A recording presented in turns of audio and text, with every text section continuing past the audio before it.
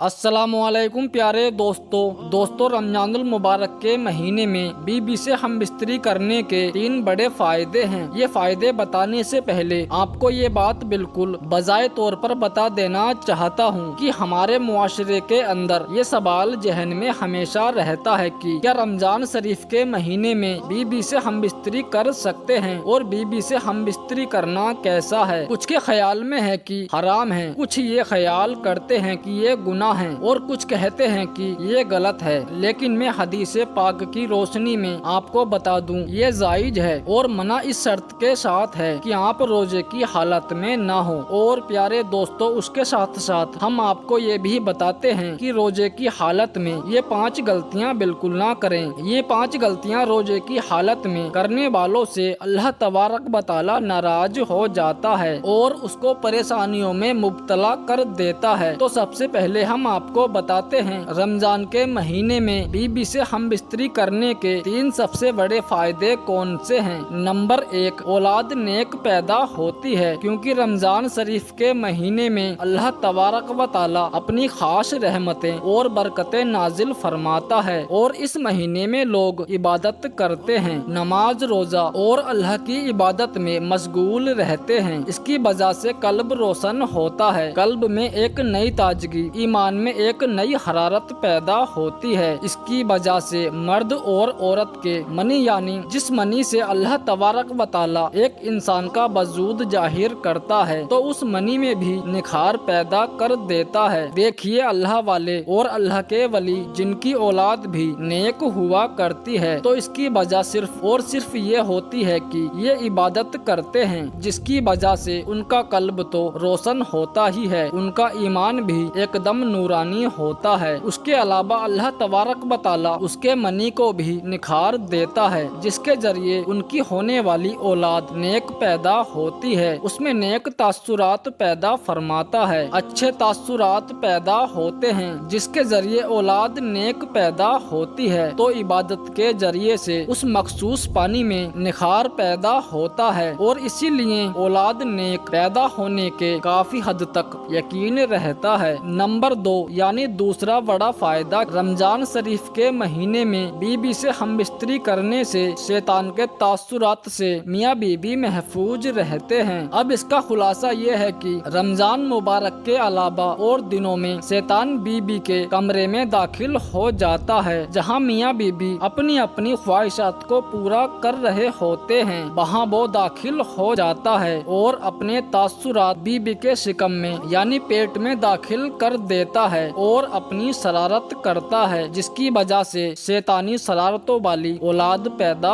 होती है। अब आप सोच रहे होंगे कि ऐसे कैसे हो सकता है, तो हम आपको बता दें कि अल्लाह के महबूब और हमारे प्यारे नबी हजरत मोहम्मद मुस्तफ़ा सल्लल्लाहु अलैहि वसल्लम ने इरशाद फरमाया कि शैतान तुम्हारा खुला दुश्मन है। जब बच्चा पैदा होता है तब शैतान आ जाता है बच्चे को परेशान करने के लिए और उसके साथ शरारत करता है, बच्चा काफी परेशान रहता है। तो इसीलिए बच्चे की पैदाइश पर अजान पढ़नी चाहिए ताकि बच्चे को राहत मिल सके और शैतान भाग जाए। अल्लाह के नबी मोहम्मद मुस्तफ़ा सल्लल्लाहु अलैहि वसल्लम ने इरशाद फरमाया कि अजान पढ़ने से शैतान काफी हद तक, काफी मील दूर तक भाग जाता है। इसीलिए अजान पढ़ने में देरी न की जाए, बल्कि बच्चे की जैसे ही पैदाइश हो तो उसी वक्त अजान पढ़ लिया करो। अल्लाह के नबी हजरत मोहम्मद मुस्तफ़ा सल्लल्लाहु अलैहि वसल्लम ने फरमाया कि जब मौत का वक्त करीब आता है तब भी शैतान अपनी शरारत से बाज नहीं आता, वहाँ पर भी आ जाता है, तब भी उसको परेशान करता है ताकि उसकी जुबान से कुछ न कुछ निकले और कलमाए तैयब ये बात जबान से उसके ना निकले। यही शैतान की कोशिश होती है। इसीलिए वहाँ पर जो लोग मौजूद होते हैं तो वो कलमा शरीफ जोर जोर से पढ़ते हैं ताकि मरने वाले को कलमा याद आ जाए और वो सुनकर कलमा पढ़ ले। और जब इंतकाल हो जाता है तब भी वो शैतान पीछा नहीं छोड़ता, कब्र के अंदर भी आ जाता है, जिसको बहकाने के लिए, परेशान करने के लिए शरारतें करता है ताकि ये सवालों के ठीक से जवाब ना दे सके। तो अल्लाह के रसूल सल्लल्लाहु अलैहि वसल्लम ने इरशाद फरमाया कि अजान की आवाज सुनकर शैतान मीलों दूर भाग جاتا ہے، جس کی وجہ سے قبر میں اذان پڑھی جاتی ہے اور مردے کو کافی راحت ملتی ہے۔ اسی طرح سے جب میاں بیوی ملاقات کرتے ہیں یعنی خصوصی ملاقات، تو اس دوران بھی شیطان اپنی شرارت سے باز نہیں آتا اور وہ آ جاتا ہے اور پریشان کرتا ہے، اپنے تاثرات داخل کرنے کی پوری کوشش کرتا ہے۔ پیارے دوستو، اس سے بچنے کے لیے اللہ کے رسول صلی اللہ علیہ وسلم نے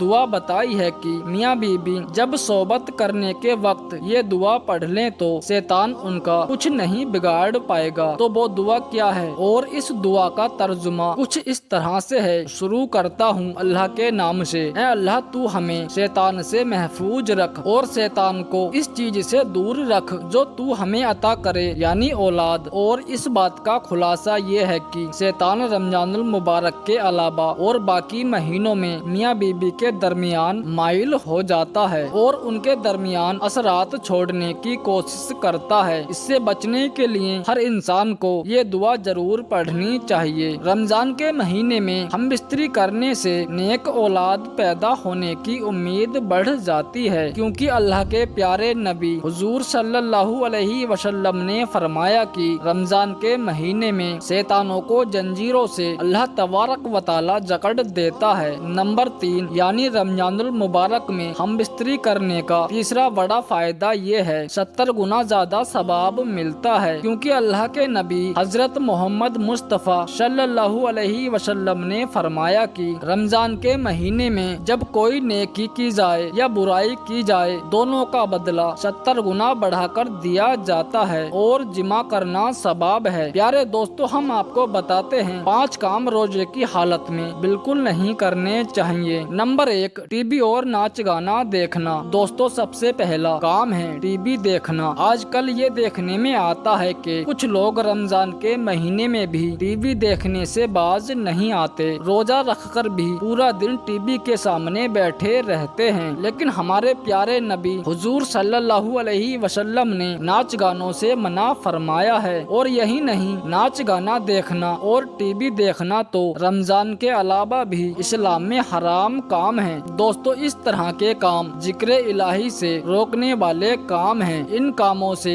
روزہ تو نہیں ٹوٹتا، لیکن روزے کا نور ختم ہو جاتا ہے۔ نمبر 2 جھوٹ بولنا، غیبت کرنا، کسی انسان کے پیٹھ پیچھے اس کی برائی کرنا، یہی غیبت ہے۔ دوستو، دوسرا کام ہے غیبت کرنا، جھوٹ بولنا اور گالی گلوچ کرنا، کسی سے لڑائی جھگڑا کرنا، یہ سب کام بھی روزے کی حالت میں نہیں کرنے چاہیے، اسی لیے آپ ان کاموں سے ہمیشہ بچ کر رہیں۔ نمبر 3 نفس پر قابو نہ رکھنا۔ دوستو، جو روزے دار اپنے نفس پر قابو نہیں رکھتے تو ایسے شخص کے روزے پر اثر پڑتا ہے اور بعض مرتبہ انسان کا روزہ ٹوٹ بھی جاتا ہے اور بعض مرتبہ مکروہ بھی ہو جاتا ہے، جیسا کہ اپنی بیوی سے گلے ملنا اور بوسہ لینا درست نہیں ہے۔ حضرت ابو ہریرہ سے روایت ہے کہ ایک شخص نے نبی کریم حضور صلی اللہ علیہ وسلم سے روزے کی حالت میں بیوی سے گلے ملنے کا سبب کیا تو نبی کریم صلی اللہ علیہ وسلم نے اسے اجازت دے دی۔ پھر ایک اور شخص آیا، اس نے بھی یہی سوال پوچھا تو نبی کریم حضور صلی اللہ علیہ وسلم نے اسے منع فرما دیا، یعنی کہ دوسرے شخص کو اجازت نہیں دی۔ اس پر حضرت ابو ہریرہ بیان کرتے ہیں کہ